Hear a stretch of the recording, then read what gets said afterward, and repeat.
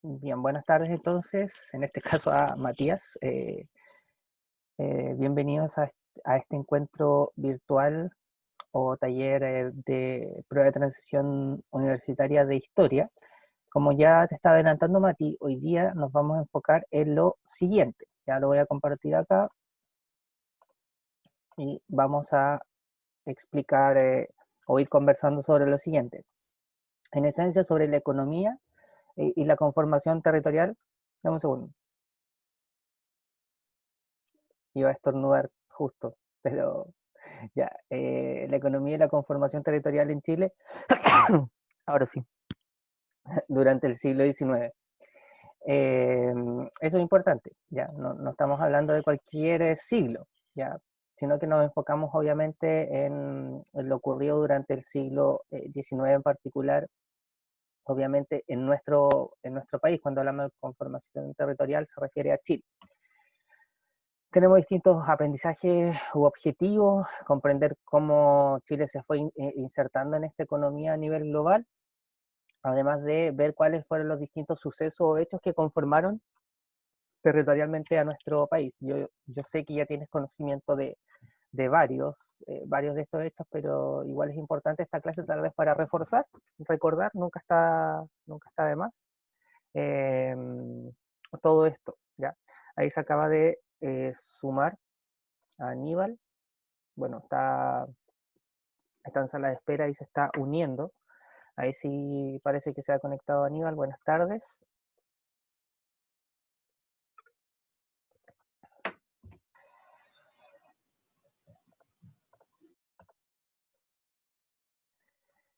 Ya. Vamos primero con lo económico, que es tal vez un poco, no sé si menos conocido, pero en comparación a lo otro, no tiene tanto protagonismo. Hay que pensar, si nosotros nos preguntamos cómo Chile ha llegado a ser económicamente el país que es, obviamente hay que remontarnos a diferentes épocas y particularmente podemos ir al siglo XIX, es decir, a todo lo que ocurrió aproximadamente entre 1800 a 1900. Eso marcó como la forma en que nos desarrollamos como país. Ya, acá vamos a destacar las siguientes cosas. Primero, durante el siglo XIX se entiende como etapas donde la economía nacional creció. ¿Ya? Recuerden que estamos hablando, y lo hemos dicho varias veces, de un Chile que viene después de la independencia, o después del proceso de independencia, y bueno, si lo vemos en términos económicos, podemos decir que económicamente Chile fue creciendo. ¿Debido a qué o cuáles son las causas o factores de ese crecimiento? El aumento de la producción. Cada vez se fue produciendo más. Las exportaciones. Ya lo habíamos mencionado en algún instante que Chile se dedicó casi desde un principio a exportar diferentes productos hacia el extranjero. Y también importaciones, o sea, no solamente aumentó la cantidad de productos que se exportaban, sino también cada vez se importaban mayor cantidad de productos. A todo esto se le conocen como ciclos económicos o llamados ciclos expansivos de la economía internacional. Yo creo que ustedes alguna vez han, han oído, han escuchado respecto a que la economía es cíclica, ¿ya? Y que va pasando por distintos periodos. Eh, y esos periodos obviamente van a marcar el desarrollo de un país. Aquí, por ejemplo, podemos ir desde el inicio al término y es algo, como lo comentábamos, cíclico. Por ejemplo, si mencionamos algunas cosas del inicio, vamos a ver el aumento de la demanda internacional de recursos naturales. Recuerden que Chile destaca por tener una gran cantidad de recursos naturales, y eso fue aumentando durante el siglo XIX. El aumento de la demanda, es decir, de lo que se necesita. Inicio de un ciclo de crecimiento económico internacional. Fuera de Chile pasaron muchas cosas que significaron justamente este aumento de recursos, y además se descubren nuevos yacimientos mineros, ¿ya? Ahora, ¿cómo se pone término a esto? A través de, obviamente, lo contrario, disminución de la demanda frente a los recursos naturales. Por ejemplo, si vamos al salitre, que es uno de los recursos mayormente conocidos durante la época, sobre todo desde 1870 hasta 1930, podemos decir que una de las razones de por qué se disminuyó esta demanda de salitre son algunos factores como la crisis de 1929 o la creación del salitre sintético. ¿Ya? Fin de un ciclo de crecimiento económico internacional a raíz de la misma crisis de 1929 y agotamiento de los yacimientos mineros. Obviamente estos recursos no son eternos. En algún momento eh, se iban a acabar. De hecho, ese es el miedo que se tiene, o sea, no sé si el miedo, pero es uno de los puntos que se hace cuando hablamos de que Chile, por ejemplo, hoy día se basa mucho en la exportación del cobre. ¿Cuáles son los ciclos económicos mayormente conocidos? Por ejemplo, desde 1830 a 1857 hubo una altísima demanda de trigo y Chile era un productor importante del trigo, ¿ya? Y esto se dio por la llamada o denominada fiebre del oro en California y Australia. ¿Ya? Eso significó que mucha gente fue a estos lugares y donde hay muchas personas hay muchas bocas que alimentar. Entonces el trigo permitía eso y eso le trajo beneficio a la economía chilena. Hablamos también de descubrimiento de algunos yacimientos, como por ejemplo el de Chañarcillo, el de Lota, entre otros, los más conocidos. Valparaíso también, ¿se acuerdan que en algún momento comentamos que existía una especie de rivalidad entre Perú y Chile en esta época por ver quién tenía el puerto más relevante? ¿Ya? En el caso de Chile, obviamente es Valparaíso, y en el caso de Perú hablábamos del puerto del Callao. Eh, y en ese sentido, Valparaíso toma liderazgo como puerto en toda esta zona. También en algún momento mencionamos a Manuel Rengifo, él fue ministro de Hacienda durante la época donde estaba Portales, y estos primeros gobiernos de Prieto, de Bulnes, entre otros, donde este ministro vino a ordenar la economía en nuestro país. Y también este ciclo económico del 30 al 57 obviamente se ve muy beneficiado a partir de la demanda internacional de distintas materias primas. ¿Qué cosas tienen relación o tienen influencia con esto? Lo siguiente, esto llamado el libre cambismo es una doctrina económica que se comienza a aplicar en nuestro país en esta época, ¿ya? Particularmente ya desde finales de esta época, es decir, desde 1860 hasta 1878. En realidad el libre cambismo duró mucho más que eso, pero se entiende como su inicio acá. También se descubren nuevos yacimientos mineros, como los mencionados ahí, el de Caracoles. Se da una expansión a algunas obras como el ferrocarril y el crecimiento industrial. Ese crecimiento tiene que ver con temas económicos también. Ya las redes férreas que se construyeron no eran para mejorar la vida de las personas, ya eran principalmente para llevar los productos de forma mucho más expedita, de forma mucho más rápida. Inicio de la explotación del salitre por capitales chilenos y desarrollo de obras públicas y urbanización durante la época del 60 al 78. Son algunos de los aspectos que podemos mencionar entonces durante este periodo en términos económicos.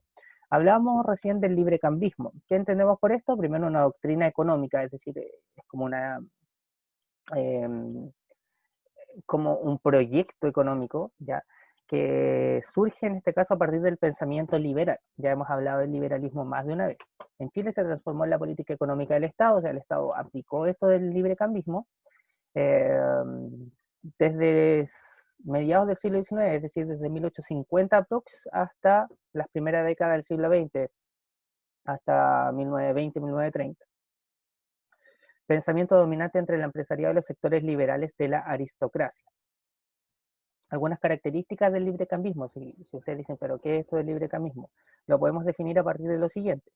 principio de no intervención del Estado, eso ya yo creo que lo tenían claro. El mercado, según las leyes de oferta y demanda, se autorregula, ¿ya? O sea, un mercado que se autorregula. Defensa de la libertad de comercio, economía capitalista basada en la industria primaria, es decir, en el sector primario. Ustedes saben que hay sector primario, secundario y terciario. El primario hace referencia a los recursos naturales que se utilizan, ¿ya? Y Chile en ese sentido todavía sigue siendo muy basado en eso. Reducción de impuestos a empresas y rebaja de aranceles para favorecer el comercio. ¿Ya? Esas son algunas de las características de este llamado librecambismo. No sé si tienen alguna duda con respecto al anterior o respecto a esto, o está claro. En realidad son cosas que yo creo que han escuchado más de alguna vez. Está claro, profe. ¿Ya? Continuemos nomás entonces. Eh, para ir finalizando con esto del librecambismo, dice, con la aplicación de un modelo de desarrollo liberal se produce la plena inserción de Chile al sistema económico mundial. Es decir, a partir de la aplicación de este sistema que estábamos mencionando recién, Chile poco a poco se fue insertando a nivel global, ya, en términos económicos. Eh, ¿Cuáles son algunas de las consecuencias de esto? Exportación de materias primas como el cobre, la plata, el carbón y el trigo, sobre todo en esta década de 1830, 1840, la exportación de trigo sería lo más destacado. Eh, al integrarse en la economía mundial, obviamente se va a ser muy dependiente de lo que ocurra, y eso es una realidad hasta el día de hoy. Eh, si hay una crisis económica en Estados Unidos y en la Unión Europea, Chile se va a ver obviamente afectado porque su economía depende mucho de lo que ocurre a nivel internacional. Integración económica o comercial con los principales mercados de la época, Inglaterra, Europa y Estados Unidos, que son como los primordiales. También en la época, no vamos a entrar tanto en detalle en esto donde dice el sistema financiero, sino me quedo particularmente con que se van creando algunas leyes en favor o en protección de algunas instituciones como los bancos, ley de banco, que bancos autorizados a emitir billetes convertibles en oro, ¿ya? Es decir, el modelo económico se fue poco a poco durante los años adecuando a esta nueva forma de funcionar en términos económicos, ¿ya? Veamos algunas consecuencias sociales de los cambios económicos. Ya los cambios económicos no son tan importantes por sí solos, sino que son importantes porque traen un impacto, una modificación en términos civiles, en términos sociales. Eh, lo primero, en cuanto podemos decir que lo positivo podría ser el progreso y la modernización, crecimiento de la industria, paulatina modernización tecnológica, uso de maquinarias más modernas en la minería y la agricultura. Acuérdense que cuando llegaron los españoles y ellos descubrían estos yacimientos de oro, allí todo se hacía obviamente con trabajo forzado, trabajo humano, ya no había máquinas mayormente que intervengan en eso. Obviamente, estoy hablando de algo que ocurrió hace 500 años atrás, pero tiempo después, es decir, 300 años después de la conquista española, 400 años después, obviamente cambió la forma en cuanto a la explotación de estos recursos. Entonces, la tecnología en ese sentido favoreció bastante aquello. También en términos positivos, respecto a las consecuencias de los cambios económicos, se construyen distintas obras públicas, extensión de las líneas férreas tanto en el norte chico como en la zona central, mejoramiento de la conectividad. A partir de lo mismo se requerían mayor cantidad de caminos, abrir otros puertos aparte del de Valparaíso, y en ese instante, en esa época también se logran mejoras en términos comunicacionales en las llamadas redes telegráficas, ¿ya? O el telégrafo que era utilizado en esa época. Urbanización y mejoramiento de la infraestructura de las ciudades, ¿ya? O sea, si las ciudades en Chile hoy día son más modernas, son ciudades obviamente, eh, mucho se explica a partir de este crecimiento, ¿ya? De este crecimiento económico que se tuvo durante el siglo XIX. Algunos cambios sociales, nacimiento del empresariado nacional, que ustedes yo creo que han escuchado más de alguna vez hablar del empresariado nacional, o han escuchado hablar de tal vez de las grandes familias que dominan en términos económicos, gracias a la industria y la banca. Surge una oligarquía, ya que es como una clase social que está dentro como de la clase social alta, pero que ha sido enriquecida particularmente a través de estos negocios, de esta industria. Esto es importante, el segundo punto mencionado acá, importancia de los extranjeros en el comercio. Ya, si nosotros nos ponemos a revisar en detalle quiénes eran los que hacían estas inversiones, estas construcciones, no eran chilenos en general, era gente de otras nacionalidades, ingleses, norteamericanos, entre otros. Y también diversificación productiva de los sectores populares. Cada vez se fueron desarrollando otro tipo de actividades, pero a pesar de que se hable de una diversificación, claro, sí se diversificó, había más, pero en definitiva la mayoría siempre apunta al, al tema de las materias primas. ¿Ya? Aunque hoy día esa situación sí ha cambiado, o sea, seguimos siendo un país, como país, una nación que depende mucho de las materias primas, eso es cierto, pero por ejemplo, si yo les pregunto a ustedes, la gente, ¿en qué sector creen ustedes que trabaja más o está más? ¿En un sector primario, secundario o terciario? Si me podrían responder eso. Secundario. ¿Ya Aníbal cree que secundario? ¿Tú, Matías? Secundario igual. ¿Ya? Allí ese es un cambio, y anótenlo por ahí chicos, porque hoy día, a diferencia de la época, la mayoría de la gente está en el llamado sector terciario, no en el secundario, en el terciario. Repito, el sector primario tiene que ver con la extracción de materias primas o recursos naturales, el sector secundario tiene que ver con el trabajo en las industrias y fábricas, ¿ya? Las industrias y fábricas que procesan este recurso natural. Y el sector terciario es el llamado sector de los servicios, ¿ok?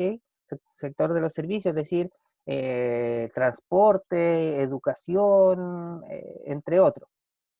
Todo eso, la mayoría de la población en Chile hoy día está en un trabajo de tipo terciario, entregando algún servicio, ¿ya? Pero eso no significa que no haya gente en estos otros dos sectores. Obviamente sí lo hay, pero donde más se aboca es en la actualidad en el sector terciario. No sé si les queda claro o tienen dudas con respecto a eso. Anótelo, No, profe. ¿ya? Anótelo de los sectores, por si no lo recordaban, ¿ya? Esto del primario, secundario y terciario. Si no lo quieren anotar, búsquenlo y les va a aparecer inmediatamente lo mismo que les acabo de explicar. Bien, eso con respecto entonces a la llamada economía nacional, ya durante el siglo XIX. Estamos hablando particularmente de esa época, después vienen otros cambios importantes, pero cambios que vamos a ver más adelante. Ahora vamos al llamado proceso de conformación territorial, ¿ya? Esto también lo mencionamos en algún momento y yo se los contaba, esto lo vimos nosotros en primero medio.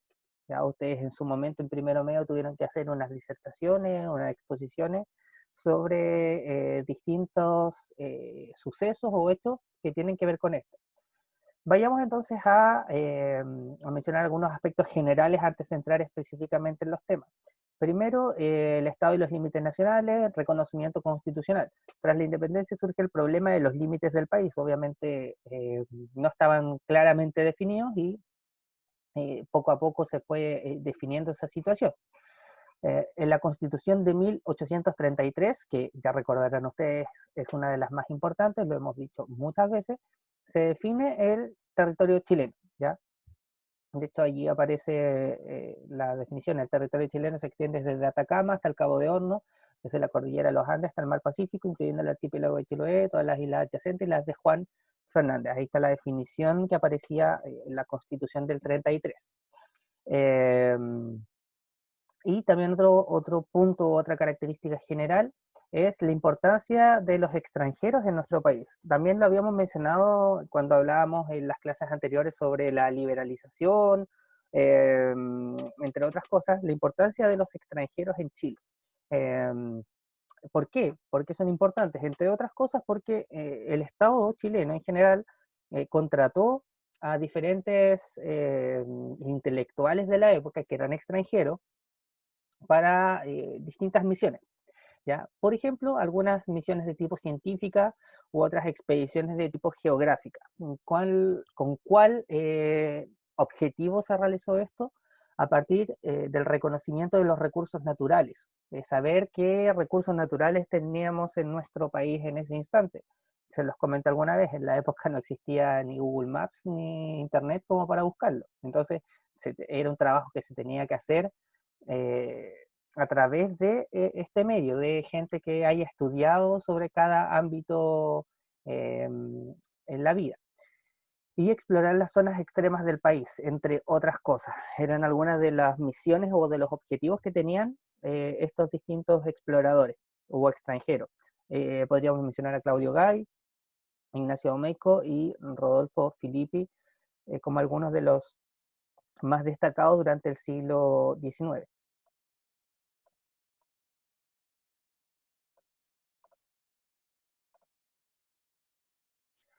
Delante le preguntaba a Mati si había visto esto de la conformación territorial y me mencionó varios de los aspectos. Ya, entonces vamos a ir relativamente rápido con esto porque me interesa más que podamos verlo de una forma más gráfica. Eh, ¿Cuáles son algunos de los hechos que significaron la conformación territorial de nuestro país? Cuando hablo de la conformación territorial me refiero a cómo Chile llegó a ser el país que es en la actualidad, ¿ya? Y eso es importante saberlo, saber lo que ocurrió, obviamente, para entender eso. Podríamos decir que el primer hecho importante después de la independencia fue la llamada conquista de Chiloé. También se los había comentado más de alguna vez. Hasta 1826 en general, la isla de Chiloé se encontraba bajo dominio español. Ya fue uno de los últimos lugares donde los españoles tenían aún gente que dominase. Sin embargo, en 1826, durante el gobierno de Ramón Freire, se expulsan a estas tropas realistas también, o tropas españolas de Chiloé, ¿ya? Eso se logró o se consiguió a través de las batallas de Pudete y Bellavista en el año que ya se les mencionaba. A partir de esa situación, se expulsan entonces a los últimos españoles y podríamos decir que la anexión de Chiloé eh, significó obviamente algo distinto para la conformación de nuestro país. Consecuencia, consolidación de la independencia nacional. Además sirvió para consolidar y definitivamente sacar a los últimos españoles que estaban en nuestro país. ¿Ya? Eso como un primer hecho tal vez importante. Segundo hecho, el llamado la ocupación de Magallanes. ¿Cuál era el objetivo de la llamada ocupación de Magallanes? ¿Se acuerdan que hace un instante mencionábamos que los extranjeros tenían como objetivo el tema eh, de ir a zonas más extremas de nuestro país? Bueno, Magallanes es una de las zonas extremas. El principal objetivo era establecer un control sobre el estrecho de Magallanes debido a su importancia comercial. El estrecho de Magallanes siempre ha sido muy relevante desde ese punto de vista, desde el punto de vista comercial. Permite la conexión entre el Pacífico y el Atlántico. ¿Ya? Ese era uno de los principales intereses del Estado chileno. Entonces, por eso se necesitaba ocupar este lugar, esta zona de Magallanes. ¿Cómo se hace? A través de la fundación del llamado Fuerte Bulnes. Segura, Mati creo que me lo había mencionado ya. Esto se hace en 1843 y también se funda la llamada ciudad de Punta Arenas en 1849. Ustedes obviamente saben que esta ciudad, particularmente Punta Arenas, aún existe. Hay imágenes también tanto del Fuerte Bulnes como de Punta Arenas. Esto significó ampliación de la soberanía nacional en el extremo sur de Chile. Ampliación de la soberanía nacional. Soberanía tiene que ver con el dominio de algo. Entonces, Chile cada vez dominaba mayor cantidad de territorio, en este caso territorio en la zona más extrema al sur del país.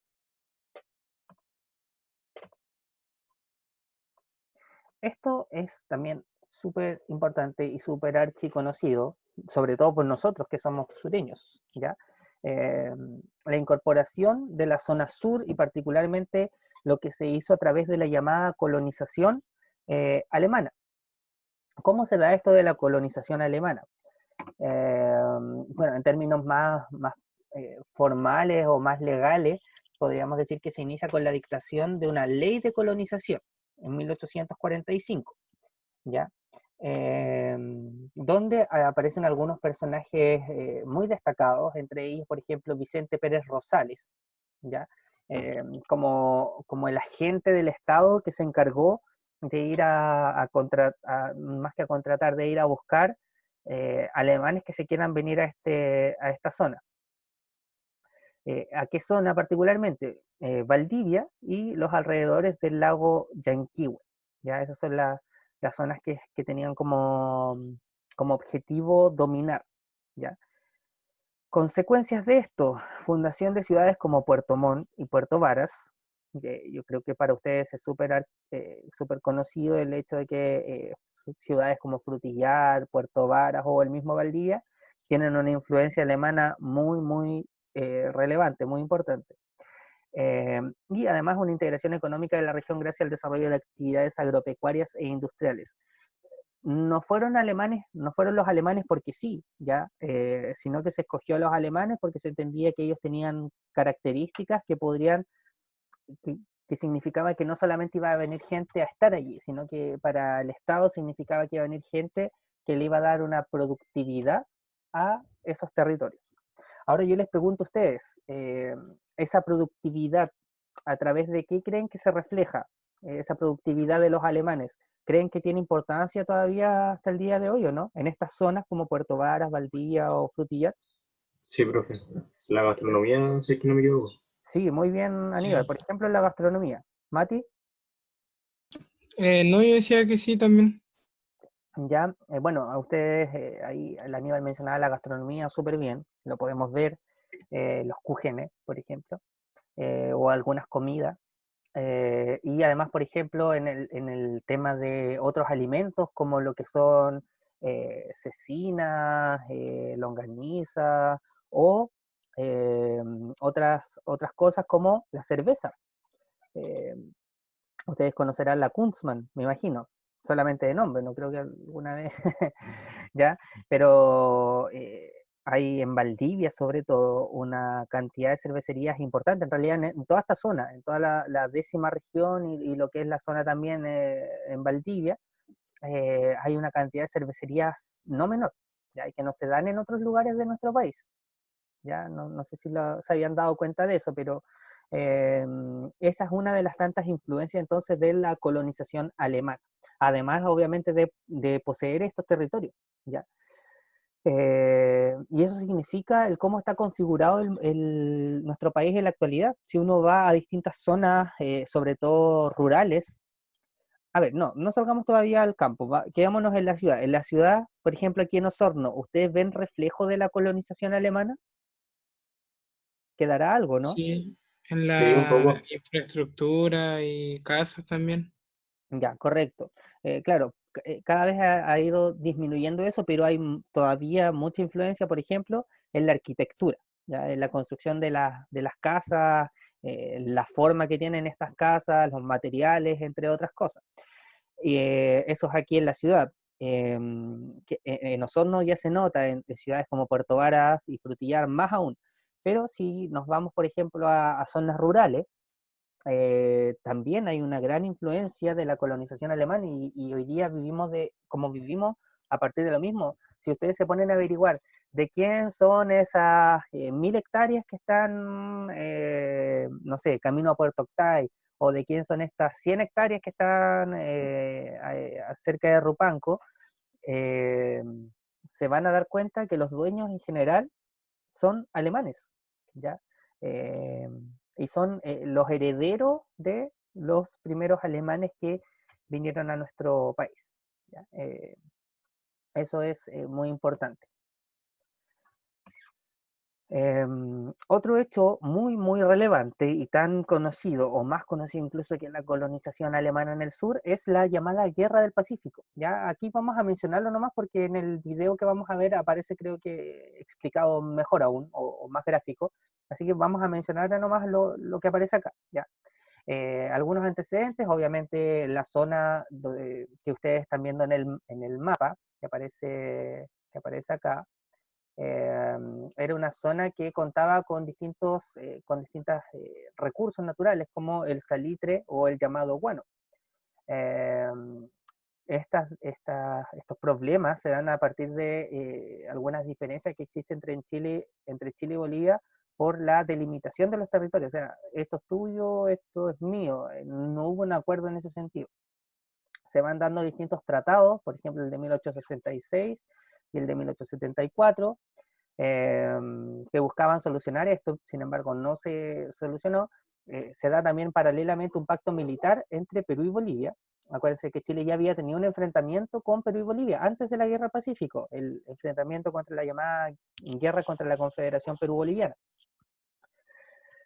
Sin embargo, aquí lo que viene a desencadenar todo fue el alza de impuestos por Bolivia a los empresarios chilenos que trabajaban o que tenían intereses en esta zona. Eso fue como el punto que desencadenó el conflicto. Algunas de las consecuencias: incorporación a Chile de las provincias de Tarapacá a través del Tratado de Ancón, Antofagasta también tras el Pacto de Tregua en 1884 y el Tratado de Paz y Amistad con Bolivia, y obviamente el sumar todos estos territorios significó la adquisición o sumar distintas riquezas salitreras. Y el salitre, sabrán ustedes que fue como eh, la principal materia prima que le entregó recursos a Chile en su momento. Repito, esto lo vamos a ver ahora en el video, por eso no vamos a profundizar tanto en eso. Y el otro punto importante o hecho importante es la llamada ocupación de la Araucanía, ¿ya? No pacificación. ¿Ya? Bueno, algunos historiadores le llaman pacificación, pero en términos prácticos no fue esto lo que ocurrió. Algunos antecedentes: colonización del territorio mapuche, obviamente la Araucanía, a través del desplazamiento progresivo de la frontera, o sea, ir avanzando hasta sacar o quitar la mayor cantidad de territorio al pueblo mapuche, que eso ha tenido consecuencias hasta la actualidad. Eso se hace por un interés económico, principalmente porque era una gran cantidad de hectáreas y que hectáreas podían ser específicamente dedicadas a la agricultura. Ya allí se da este llamado plan de pacificación, donde se inicia la ocupación militar, de este territorio. De una u otra forma se logró esto, o sea, se logró porque se quitaron cientos de hectáreas. ¿Cuáles son las consecuencias? Incorporación de tierras para la agricultura, pérdida de territorios ancestrales, y establecimiento de algunas ciudades como Temuco o la reconstrucción de Villarrica. ¿Ya? Este tema de la ocupación de la Araucanía es un tema que significó sumar esos territorios de la Araucanía que ni los propios españoles en su momento pudieron dominar. Recuerden que los españoles conquistaron prácticamente toda América, pero el pueblo mapuche fue el que opuso mayor resistencia y en definitiva los españoles no lograron dominar a este pueblo. Sin embargo, el Estado chileno lo hizo a través de la fuerza, ¿ya? Y de la fuerza militar particularmente. El más destacado o el personaje tal vez más conocido de la ocupación de la Araucanía es el general Cornelio Saavedra, ¿ya? Vamos a ver entonces ahora este llamado material audiovisual, que son aproximadamente 8 o 9 minutos, donde se explica estos dos puntos sobre todo, ¿ya? Así que voy a dejar de compartir acá y voy a volver a compartir acá. Denme un instante. Ya. Ya, ahí sí. Entonces voy a ampliarlo, me voy a silenciar y escuchamos y vemos el video.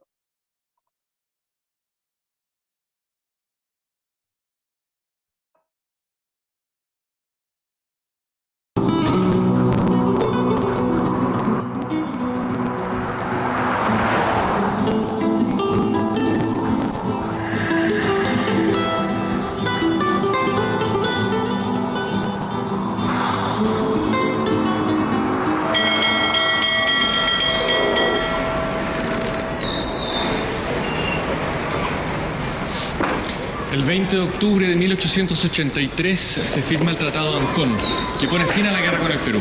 ¿Y cómo queda el mapa después de todo esto? Busquemos un mapa y te explico.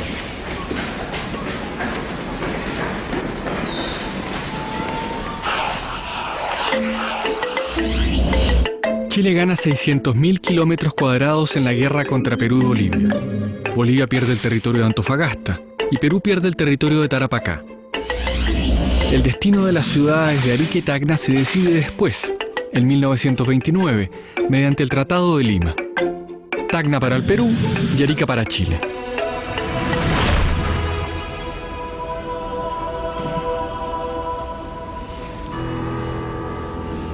Y perdimos la Patagonia completa. No exactamente, porque nunca fue nuestra. Era un territorio en disputa. El salitre queda en manos del Estado chileno, pero este entrega en concesión gran parte de la explotación a los ingleses. El principal beneficiado es un solo hombre, que va a ser conocido como el rey del salitre.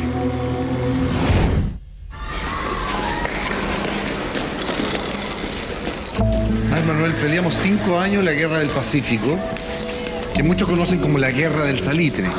Pero al fin y al cabo nos quedamos con el salitre más o menos.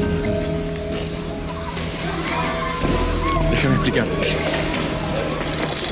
Hola, niños. Hola. ¿Presta la bolita? Sí. Gracias.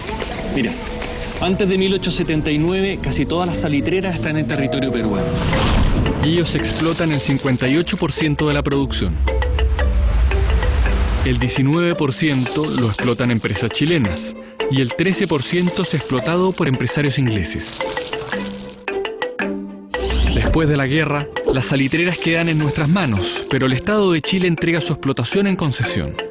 Así, los británicos se quedan con la explotación del 55% de la producción de salitre. El 15% es explotado por capitales privados chilenos. Y el resto queda en manos de alemanes y españoles, entre otros. O sea que después de que Chile gana la Guerra del Salitre, los extranjeros se quedan con la concesión. ¿Por cuántos años?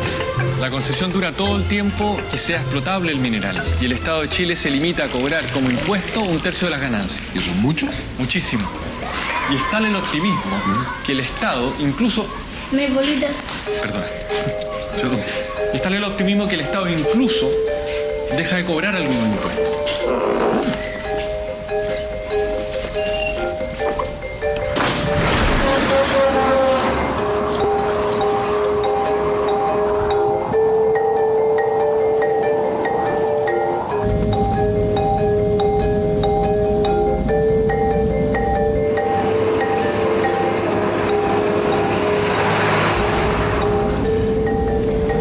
¿Cómo se llamaba este inglés que termina convertido en el rey del salitre? John North. Al comenzar la guerra, North y su socio Harvey compran una gran cantidad de salitreras a sus dueños peruanos. North había recibido el dato de que nuestras autoridades respetarían la propiedad en las zonas ocupadas. Y aprovechan de comprar a precio de liquidación, ¿verdad? Sí, claro. North se jacta de haber llegado a Valparaíso con 10 libras en el bolsillo. Y solo una década después ya controla las principales actividades económicas de la provincia de Tarapacá. Y se convierte en uno de los hombres más ricos del mundo. El gran vencedor de la guerra.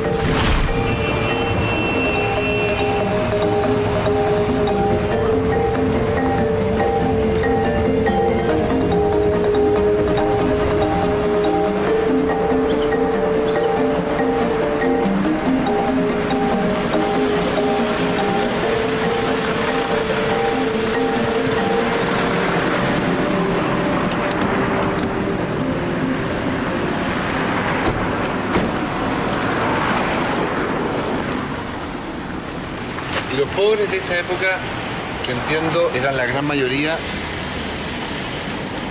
¿reciben algo de esa plata? La ven de manera indirecta, en obras públicas, en algunas iniciativas en educación. Pero en ese entonces el Estado aún no se preocupa del tema social, ni en Chile, ni prácticamente en ningún lugar del mundo.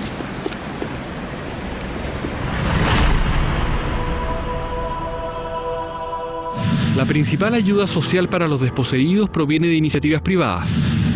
Las ollas de los pobres, las asociaciones de caridad, las sociedades de beneficencia y las mutuales. Durante la década de 1880 el mundo está en plena revolución industrial y los hombres de nuestra clase dirigente se consideran a sí mismos como los únicos líderes capaces de llevar el progreso al país. Progreso que a estas alturas avanza a toda velocidad, como un tren, al que si no te subes, te atropella. Sí.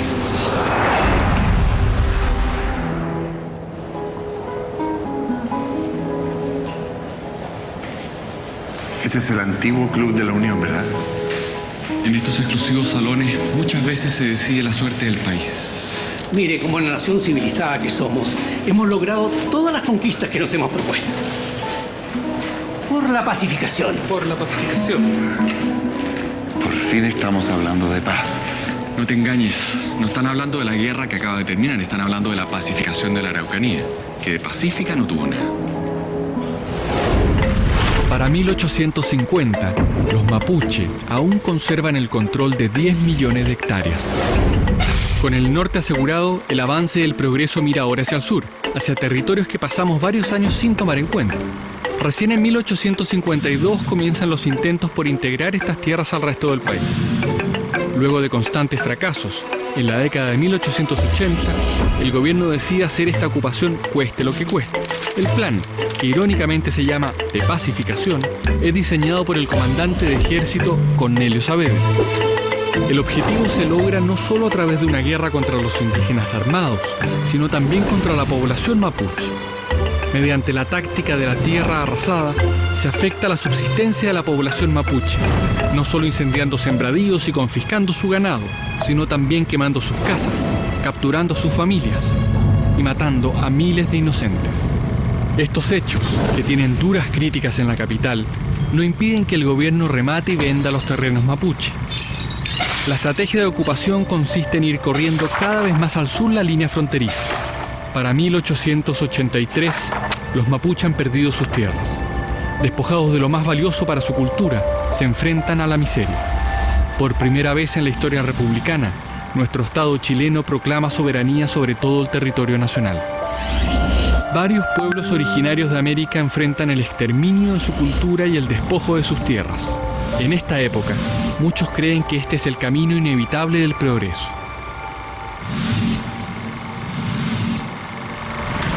En todo este proceso, los 10 millones de hectáreas del pueblo mapuche quedan reducidas a 500.000, un 5% de lo que tenían.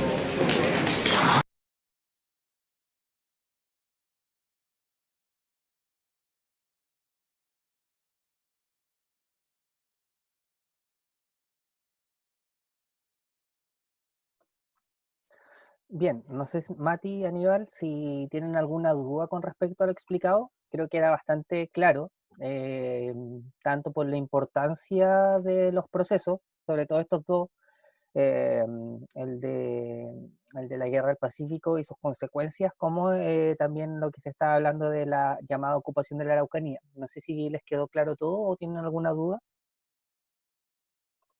¿Todo claro? Todo claro, profe. Ya, vamos entonces a la parte final, que también es para simplemente complementar. Algunos otros hechos que podríamos mencionar, tal vez son la isla de Pascua y la cesión de la Patagonia, que también han escuchado, a través de distintas negociaciones y particularmente una compra. El Estado chileno toma o llega a una especie de acuerdo con el Consejo de Ancianos de la etnia Rapa Nui en 1888. Sin embargo, Chile llega a ese acuerdo y prácticamente al instante arrendó en la isla, ya que la había comprado, entre comillas, la arrendó a una empresa, y esa empresa se dedicó a ocupar la isla como una especie de estancia, ¿ya? Donde estuvo durante aproximadamente 60, 70 años. Allí se dedicaba al tema de las ovejas, ¿ya? Hasta que después, en el año 66 aproximadamente, el Estado chileno vuelve a tomar control sobre la isla, sobre Rapa Nui, y ustedes ven que hoy día se trabaja esto más particularmente desde un punto de vista tal vez turístico, ya, más que otra cosa. También un territorio que se suma entonces a Chile. Y bueno, también se mencionaba en el video respecto a la pérdida de la Patagonia, que en sí tampoco era un territorio propiamente chileno, pero que en definitiva ya dejó de serlo definitivamente cuando se hace este tratado de límites con Argentina. Ya se establece la cordillera de los Andes como frontera, eh, y Chile en definitiva cede todo lo que se entendía como la llamada Patagonia Oriental. Para ir resumiendo, entonces, vemos que la forma en que se ha ido conformando territorialmente Chile ha sido a través de distintas opciones. La guerra, en este caso Chiloé, podríamos decir que fue a través de un punto de vista militar, tanto la incorporación de Tarapacá y Antofagasta a través de la Guerra del Pacífico también, y también la ocupación de la Araucanía, que no fue algo menor. Ustedes escucharon, cerca de 10 millones de hectáreas, eh, que el pueblo indígena, el pueblo mapuche, poseía, dejó de poseer más de 9 millones. Entonces, fue algo que todo eso se anexó al Estado chileno. La colonización, otra forma, a través de la ocupación de Magallanes o de la colonización alemana en el sur de Chile, la compra, particularmente con la isla de Pascua, y la negociación que se realizó con Argentina por la Patagonia. Ya son algunos de los hechos más relevantes entonces y más conocidos.